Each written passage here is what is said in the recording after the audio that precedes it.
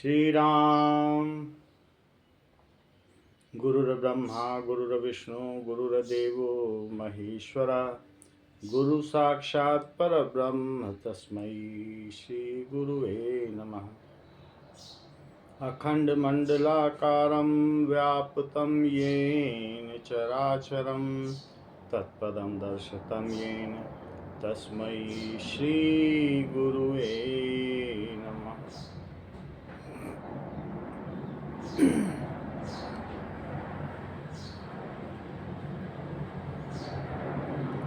Ram Ram to everybody joining this session. We are at chapter number 13, क्षेत्र क्षेत्रज्ञ विभाग योग, verse number 7.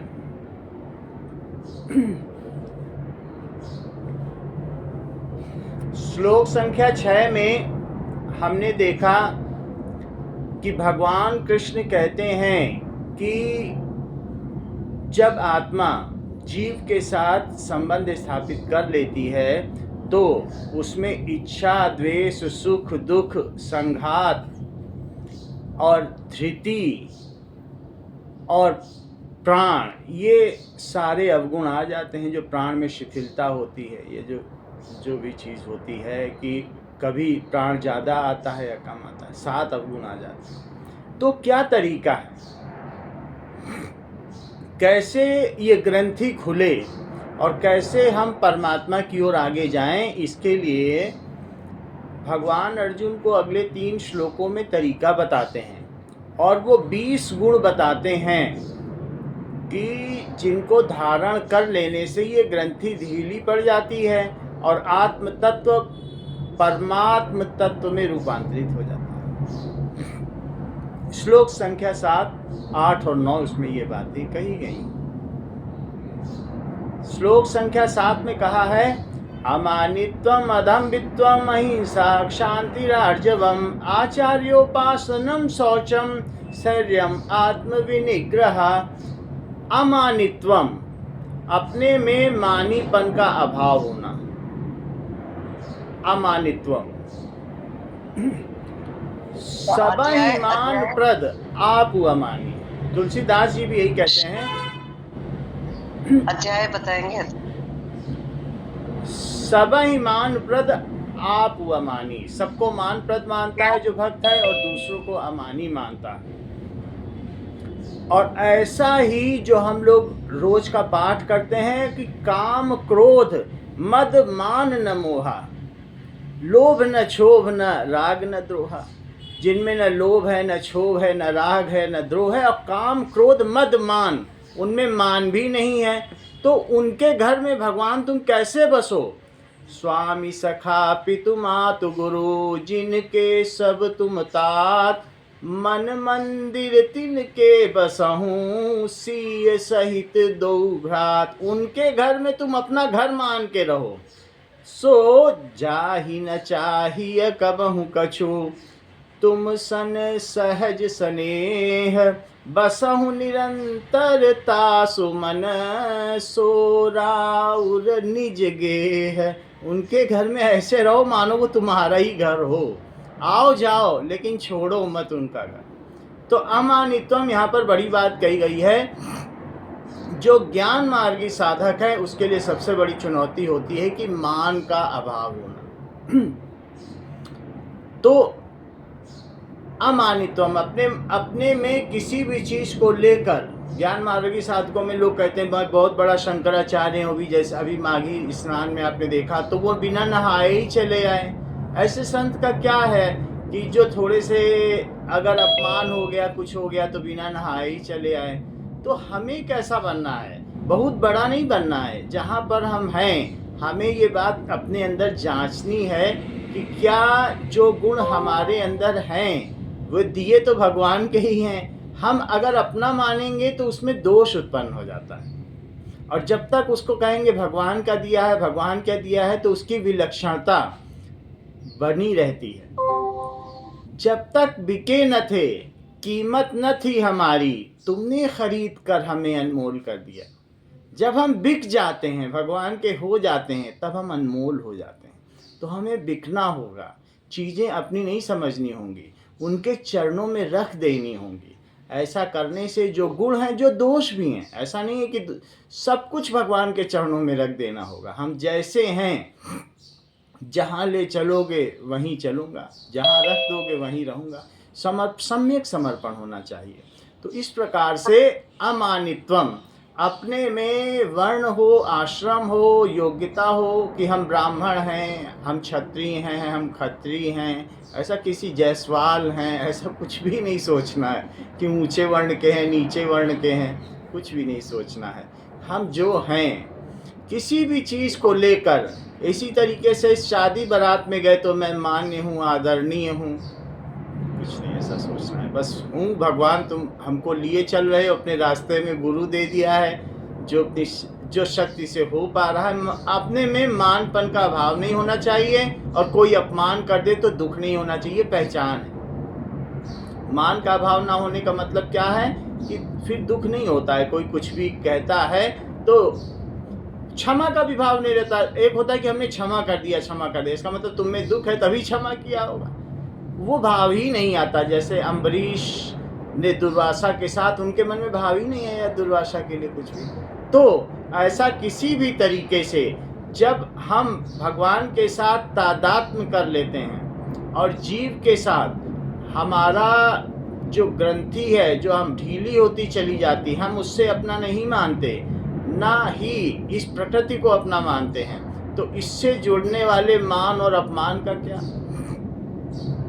जब व्यक्ति खुद को धनी ही ना माने, धन को अपना ना माने, जन को अपना ना माने, संबंधी को अपना ना माने, किसी के साथ कुछ भी हो कि सब तजी रहा ही तुम ही रहा ही उरलाई, प्रिय परिवार सदन सुखदाई, सब तजी रहा ही तुम ही उरलाई, जा ही न चाहिए नाथ कछु तुम सन सहज सने, बसहु निरंतरता सुमन सो राहुल। निज के अपना घर जान के रहो, जिसके लिए धन धान्य परिवार ये सब कुछ नहीं, तुम्ही को सबसे ऊपर रखे, उसी के यहाँ रहना तुम।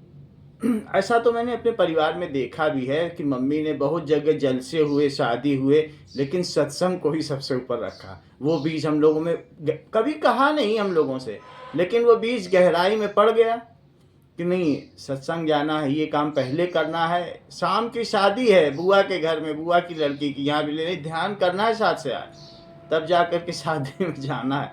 तो वो बीज गहरे में पड़ता चला जाता है। जैसे कि हम माँ बाप करते हैं तो बच्चों में वो आचरण गहरे में जाता है कि ये कैसी बात है। उस समय जरूर विद्रोह लगता है कि ये देखो कितना बड़ा जलसा है और ये ध्यान में बैठी हुई है, 4 बात हमने भी कही होगी।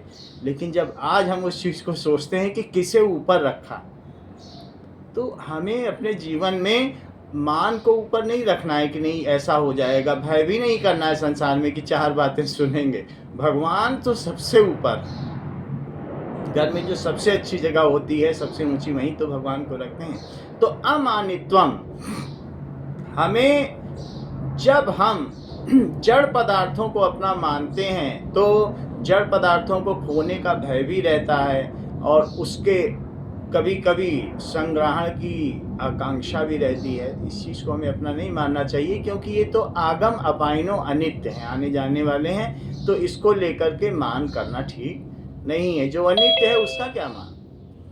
तो साधक उनके संग रहे जिसके संग रहने से उसमें मानीपन का अभाव होता हो। चापलूसों से दूर रहना चाहिए जो 4 बात बताते हों और खुद उसका लाभ लेने की कोशिश करते हों। जब हम सत्संग करते हैं, अच्छे लोगों का संग करते हैं, तो वो एक दूसरे दीपक के तले का अंधेरा दूर कर देते हैं, बल्कि भगवान की ही चर्चा किया करते हैं। जैसे विभीषण और हनुमान जब आपस में मिले तो उन लोगों ने भगवान की ही चर्चा की, और दोनों खुश होते थे। तो उसी प्रकार से हमें सत्संग करना चाहिए। अमानित्वम अदम्भित्वम, दूसरी बात कही गई है कि मान पाने की इच्छा, जैसे जैसे हम भक्ति करते हैं तो ये इच्छा कम होती जाती है। ईश्वर की कृपा से भगवान पीछे हैं, भगवान ध्यान दे रहे हैं, वो सदा हमारे साथ हैं। हम जब चलते हैं, जब शिशु चलता है तो माँ और सतर्क हो जाती है कि बेटा उसकी ओर आ रहा है, कहीं गिर ना जाए, कहीं लुढ़क ना जाए। हमें चलना है। माँ अपने आप अपने काम में लगी हुई है, हमारी तरफ से कमी है। अदम्भित्वम, दंभ का मतलब क्या है? दंभ का मतलब है कि दिखावटीपन। अगर हम कोई भी संत आ जाता है या सत्संग में हम आ जाते हैं, घर में भले ही हम बच्चों को डांटें या पति को कुछ बुरा भला कहें, पत्नी को बुरा भला कहें, लेकिन धाम में पहुंचते ही हमारा रूप रंग अलग हो जाता है। वहां हम कुछ ऐसे हो जाते हैं कि बहुत बड़े संत हैं, घर में वो चीज़ नहीं है। तो इस चीज़ को दंभ कहते हैं, इसको दिखावटीपन कहते हैं। जिनके कपट दंभ नहीं माया, तिनके हृदय बसहु रघुराया। लगता है कि यही 20 गुण जो हमारे रामचरितमानस के अयोध्या कांड में हम लोग का नित्य पाठ है, उसमें वही 20 गुण बिल्कुल वैसे के वैसे तुलसीदास जी ने जैसे लिख ही दिए। जिनके कपट दंभ नहीं माया, तिनके हृदय बसहु रघुराया। तो अदम्भित्व, जिनमें दंभ का या दिखावटीपन का अभाव होता हो, जो कैसे हो? शांति यानी सरल हो। शांति का मतलब समाशील हो, और आर्जव का मतलब सरल हो। ऐसे व्यक्ति, सरल व्यक्ति होगा तो वो क्या दिखावटी करेगा, क्या बनावट करेगा? अक्षांति का मतलब क्षमाशील होना, उसके लिए क्षमा का अर्थ भी नहीं रह जाएगा। वो कोई बोले कि तुमने हमें क्षमा कर दी, तो वो पूछेगा किस बात की क्षमा कर दी। उसको ना अपमान होता है, ना कुछ होता है, ना उसमें दिखावटीपन है। तो ऐसे में वो क्षमा के, हम लोग कहेंगे कि क्षमा कर दिया, बहुत बड़ा संत है, क्षमा, हमारे लिए वो मीनिंगफुल है, अर्थपूर्ण है, लेकिन उसके लिए क्या, वो तो सरल सा है। तो इस तरीके से अदम्भित्व। दूसरा गुण है जो 20 गुण बताए गए हैं, जिसमें दंभ ना हो। दंभी, रावण बहुत दंभी था, जितना था बहुत ज्ञानी होगा, लेकिन दिखाता उससे भी ज्यादा था। 9 ग्रहों को अपने पैर के नीचे दबा के रखा हुआ था, सब दिखाता था कि ये जो जीतता था वो दिखावा ज्यादा करता था। तो जिसमें अपने में अगर सदाचार है, शुद्धता है, पवित्रता है, तो हम इसको अलग अलग समय में जब अलग अलग लोगों के सामने जाते हैं, तो ये न सोचें कि लोग हमारी हंसी उड़ाएंगे कि इस समय में ये ऐसे हैं, देखो। कोई बात नहीं, हम जैसे हैं वैसे, जैसा हूँ बस तेरा हूँ, स्वीकार करो। श्रद्धांजलि, स्वीकार करो, स्वीकार करो। हमें दिखाना नहीं है, संसार वाले खुद ही बबूले हैं, बुलबुले की तरह हैं। तो हमको तुमसे, तुमको हमसे काम है, और कारे दुनिया तो बराए नाम है। ये जो सारी दुनिया है ये तो नाम मात्र की है, हमको भगवान से काम है और भगवान को हमसे काम है। इसलिए इस दुनिया की चिंता नहीं करनी चाहिए, अपने भगवान से ही हमें काम रखना चाहिए।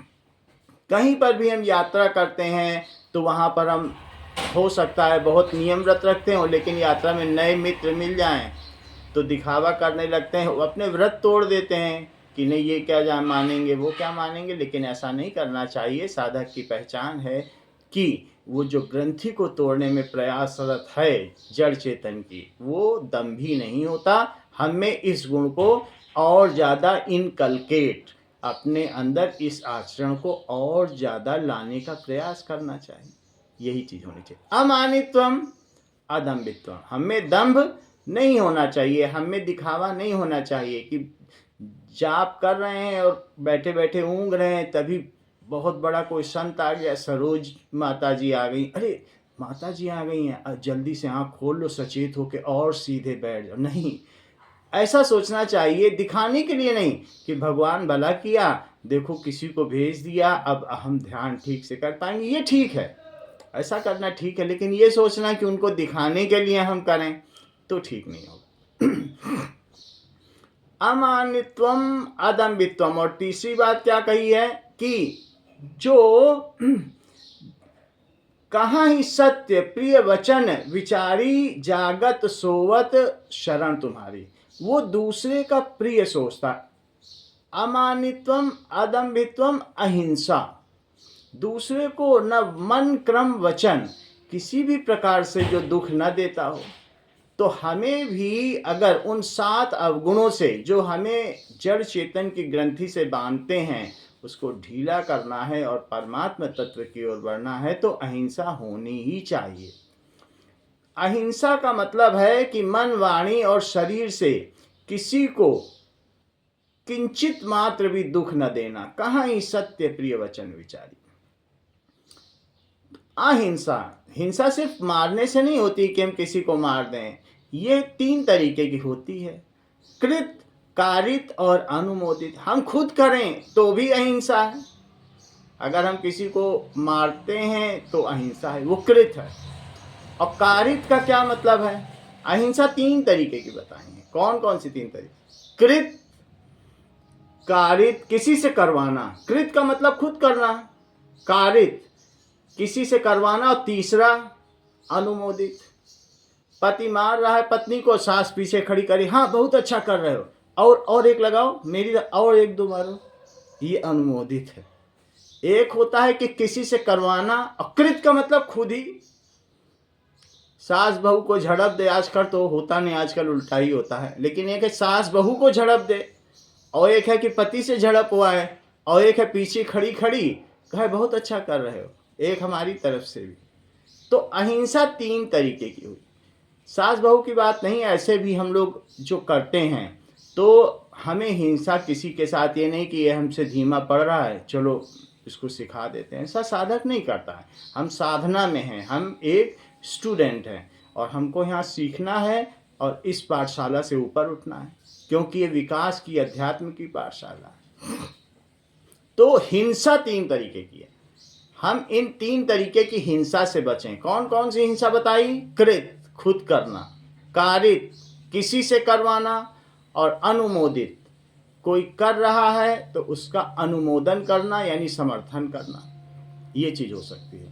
अब ये जो 3 तरीके की हिंसा है, ये भी आगे चल के और 3 तरीके की हो जाती है। ये हम जो करते हैं, कभी कभी हम लोभ की वजह से करते हैं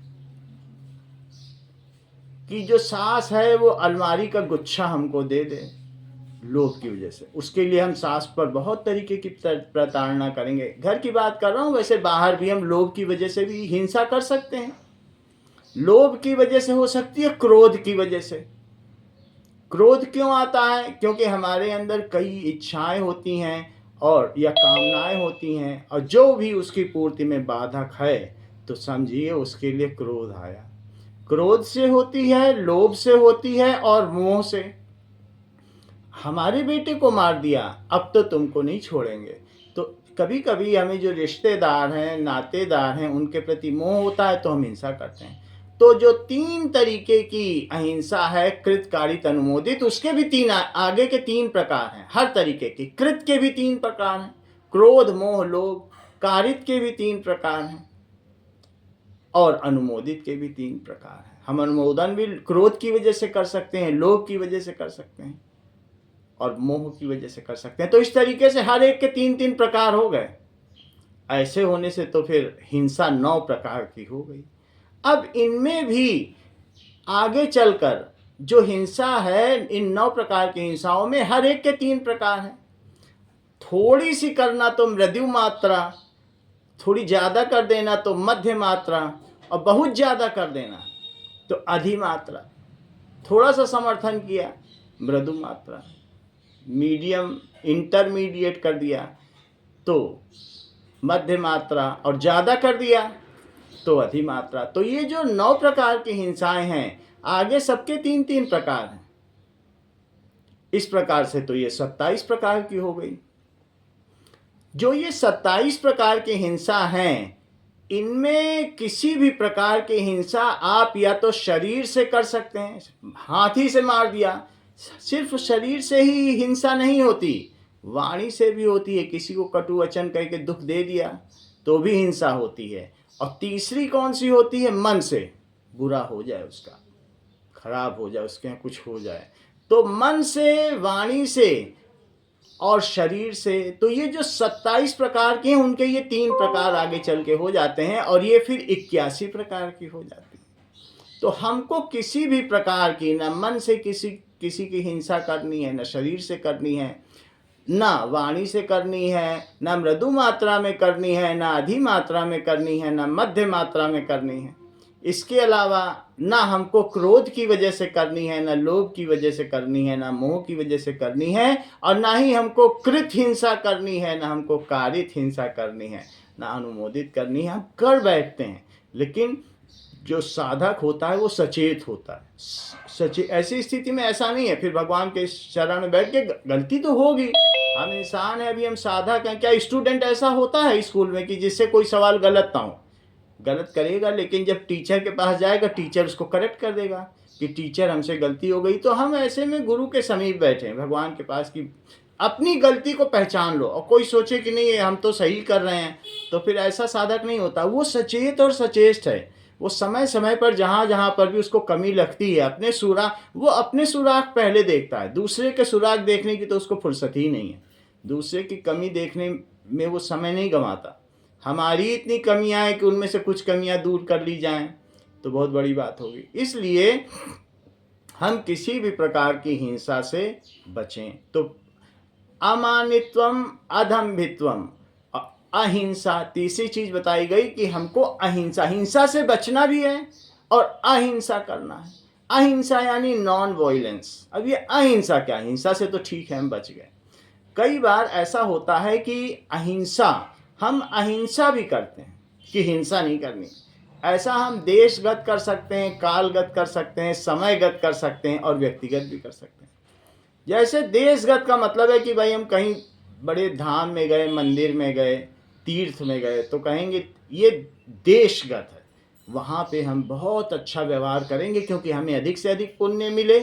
कभी कभी कालगत, अमावस्या हुआ, पूर्णिमा हुआ, एकादशी, आज हमें बहुत अच्छे से रहना है, तो इस तरीके से कालगत हो गया। समयगत, पुत्र का वियोग हो गया, पुत्र का जन्म हो गया, पिता की मृत्यु हो गई, तो ऐसे समय में हम सोचते हैं कि आज तो बहुत धर्म का काम करना है, और कभी कभी सूतक लगा हुआ है तो आज हमें तिल चावल का वो पिता को तर्पण करना है, बहुत अच्छे से रहना है।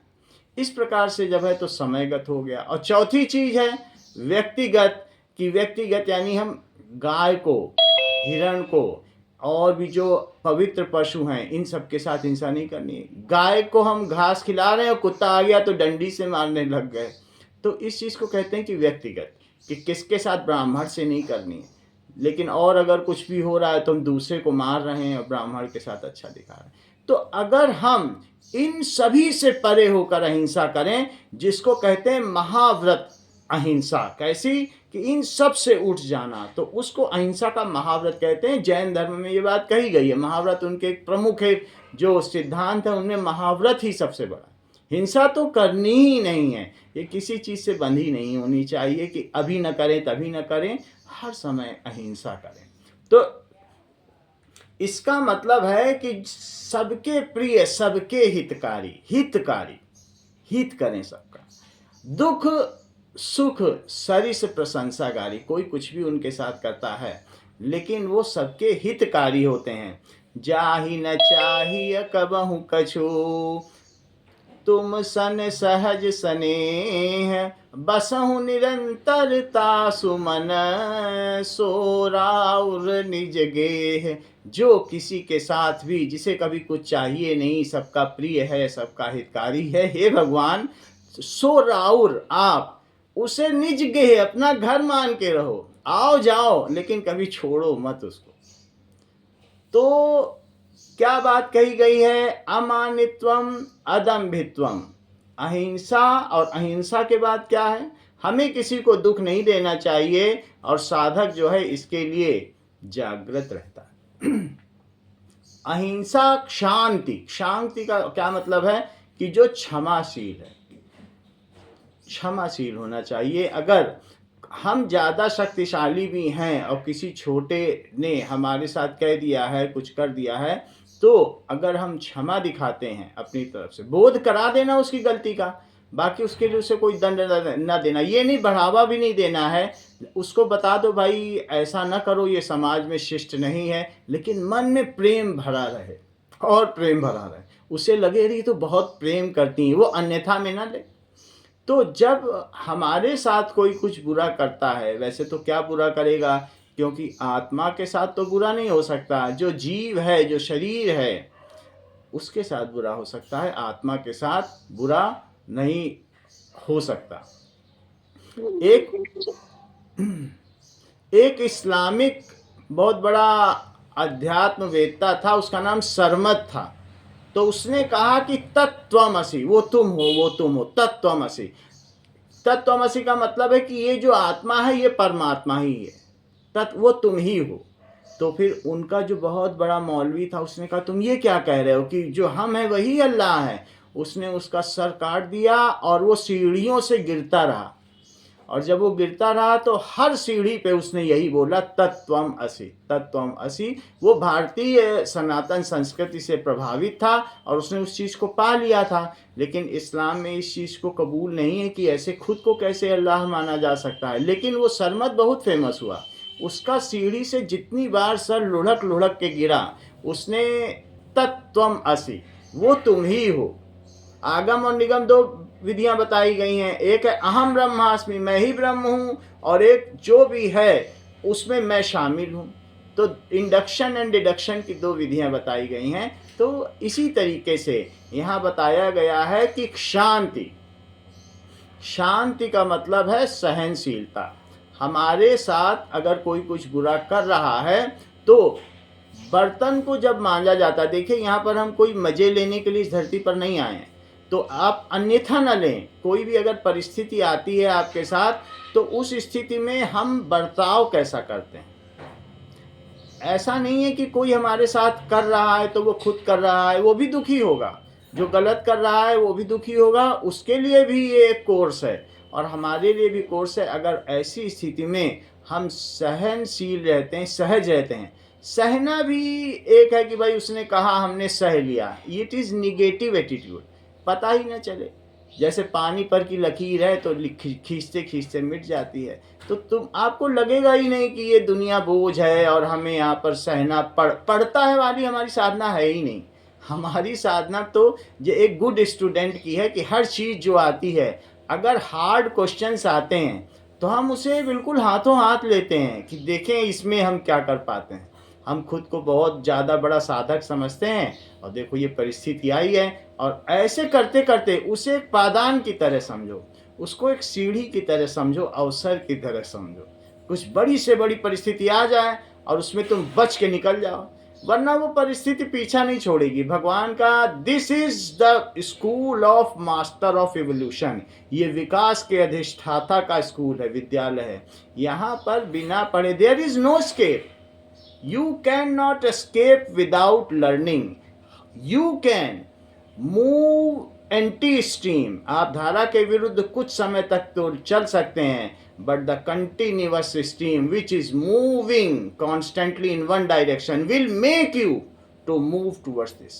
तुम उसके विरुद्ध तो जा सकते हो, लेकिन ये कभी ना कभी एक दिन तुम जब थक जाओगे अपनी ओर ले जाएगी, और माँ तुम्हें गंदा रख कर नहीं छोड़ेगी, उसे तो तुम्हें साफ करना है, अपने में मिलाना है। इसलिए हमारे ऊपर जो परिस्थिति आती है उसको हम पॉजिटिव एटीट्यूड, धनात्मक दृष्टिकोण के साथ लें और ये देखें कि उन परिस्थिति उसको तो माफ़ करने या दंड देने के बाद छोड़ दीजिए, हमारे ऊपर उसका इम्पैक्ट क्या पड़ता है। अगर इम्पैक्ट पड़ता है तो वो और दूसरे दुर्गुणों का भी द्योतक है कि हम में मान रहा होगा, हम इसका मतलब अभिमानी रहे होंगे, हमारे धन के बारे में बोल के चला गया, अरे तुम्हारी क्या औकात है, तुम क्या कर सको, हम इतने बड़े धनी और हमको ऐसा कहता है।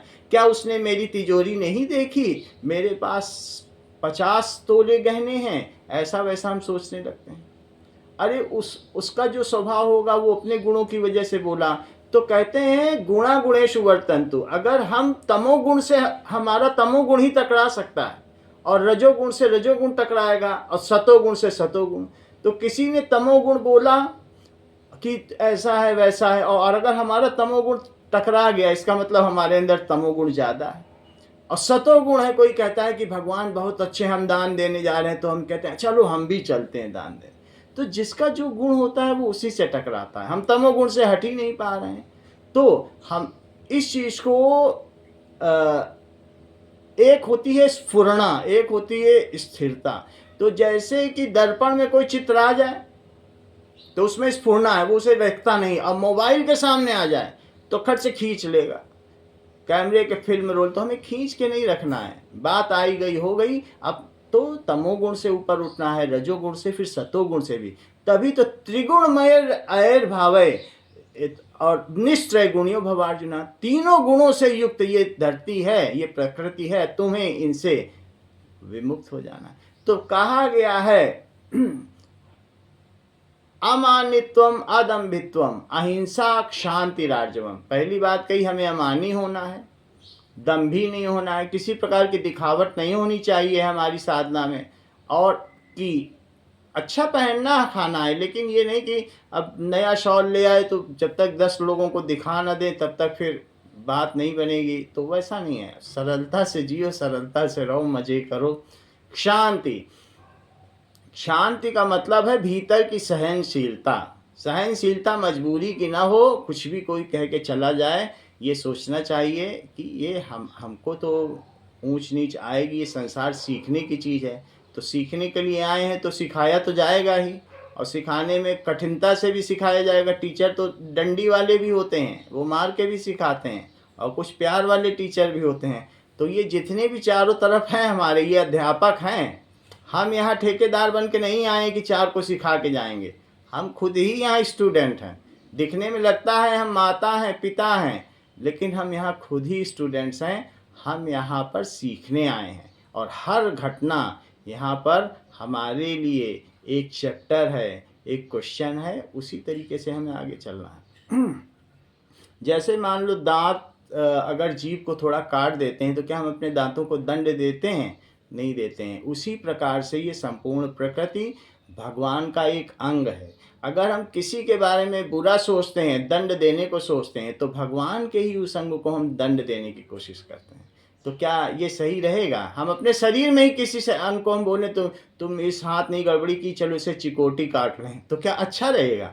हम ही को दुख होगा। हम अगर किसी को, भगवान के अंग को, प्रकृति के अंग को अगर हम कष्ट देते हैं तो वास्तव में आत्मा दुखी होती है कि ये गलत हो रहा है। वास्तव में हम जानते नहीं हैं कि समग्र रूप से हम ही परमात्मा हैं, तो इसलिए हमें दुख हो रहा है, अपने अज्ञान की वजह से ऐसा हम कर रहे हैं। तो इसके आगे ये जो 3 चीज़ें हमने बताई हैं, आगे के 20 हैं, उनको अगले मंगलवार को डिस्कस किया जाएगा। आज भजन किसका है? सीता बहन, आपका हार्दिक अभिनंदन। राम राम। राम राम। बहुत बहुत धन्यवाद सुकुमार जी, बहुत बहुत धन्यवाद। साधक के लक्षण को आपने बहुत मतलब अपनाने की बात बहुत बखूबी समझाया।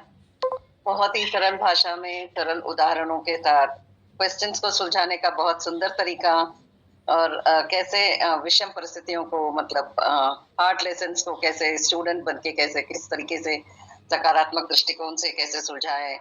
बहुत सुंदर तरीके से अहिंसा के पालन का महत्व, बहुत बहुत सारी चीजों को आपने कवर किया है बहुत कम समय में। बहुत बहुत धन्यवाद आपका, कोटि कोटि धन्यवाद। राम नाम अति मीठा है, कोई गा के देख ले। आ जाते हैं राम, कोई बुला के देख ले। राम नाम अति मीठा है, कोई गा के देख ले। आ जाते हैं राम, कोई बुला के देख ले। मन भगवान का मंदिर है, यहाँ मैल न आने देना। हीरे सा जीवन तेरा, इसे व्यर्थ गवाना देना। शीश दिए हरि मिलते हैं, शीश दिए हरि मिलते हैं। झुका के देख ले। आ जाते हैं राम, कोई बुला के देख ले। प्रेम के वश भगवान है आते, वेद पुराण में कहते। जो करते हैं प्रेम प्रभु से, प्रेम उसी प्रभु उसी के बनते। आंखों से दो प्रेम के आंसू, आंखों से दो प्रेम के आंसू बहा के देख ले। आ जाते हैं राम, कोई बुला के देख ले। मन में ही अभिमान भरा भगवान कहाँ से आए, घर में ही अंधकार भरा मेहमान कहाँ से आए। राम नाम की ज्योति तू, राम नाम की ज्योति तू जला के देख ले, आ जाते हैं राम कोई बुला के देख ले। बीच सभा में चीर बढ़ा कर द्रौपदी लाज बचाए, प्रेम के वश में आके प्रभु ने साग विधुर घर खाए। खा लेते हैं सूखी रोटी, खा लेते हैं सूखी रोटी खिला के देख ले, आ जाते हैं राम कोई बुला के देख ले। राम तभी आ जाते हैं हो कोई बुलाने वाला, बिक जाते हैं राम कोई हो जो मोल चुकाने वाला। राम तभी आ जाते हैं हो कोई बुलाने वाला, बिक जाते हैं राम कोई जो हो मोल चुकाने वाला। राम नाम रस पी ले, राम नाम रस पी ले और पिला के देख ले, आ जाते हैं राम कोई बुला के देख ले। याद किया जब भक्तों ने दौड़ दौड़ के आए, भक्तों के कारण प्रभु ने कई कई रूप बनाए। याद किया जब भक्तों ने दौड़ दौड़ के आए, भक्तों के कारण प्रभु ने कई कई रूप बनाए। राम नाम को हृदय में, राम नाम को हृदय में रमा के देख ले, आ जाते हैं राम कोई बुला के देख ले, आ जाते हैं राम कोई बुला के देख ले। राम नाम अति मीठा है कोई गा के देख ले, आ जाते हैं राम कोई बुला के देख ले, आ जाते हैं राम कोई बुला के देख ले। श्री राम। श्री राम। सर्वे भवन्तु सुखिनः, सर्वे सन्तु निरामयाः, सर्वे भद्राणि पश्यन्तु, मा कश्चित् दुर्भाग् भवेत्। न तोऽहं कामये राज्यं न स्वर्गं न पुनर्भवं, कामये दुःखतप्तानां प्राणिनामार्तनाशनम्। त्वदिष्टं भवतु गोविन्द, त्वदिष्टं भवतु गोविन्द, न त्वमदिष्टं पाहि मां लक्ष्मण। श्री राम। राम राम राम राम बेटा, राम बहुत राम। अच्छा समझाया, डिटेल में समझाया। अहिंसा के तो 81 वेद बता दिए, सभी जो है गुणों को बहुत डिटेल में समझाया, बहुत अच्छा लगा। बहुत जैसे सीता बहन आपने भजन बहुत अच्छा गाया, बहुत भगवान को बुला के देख लो, आ जाते हैं भगवान बुलाने वाला। दीदी राम राम चरण। राम राम राम सबको। राम कुसुम बहन जी को राम राम राम राम राम शिव कुमार बेटा। राम राम राम राम मौसी। बहुत सुंदर एक्सप्लेन किया, धीरे इतने अच्छे से समझाया, धीरे धीरे कुछ पूछिए नहीं। अब इतनी सारी मौसी लोगों को एक साथ देख लेते हैं तो फिर क्या है कि मन बढ़ जाता है थोड़ा। सीता बहन बहुत सुंदर भजन बोला आपने, सीता बहन धन्यवाद। दीदी राम राम चरण स्पर्श। राम राम दीदी। राम सबको राम राम कल्याण।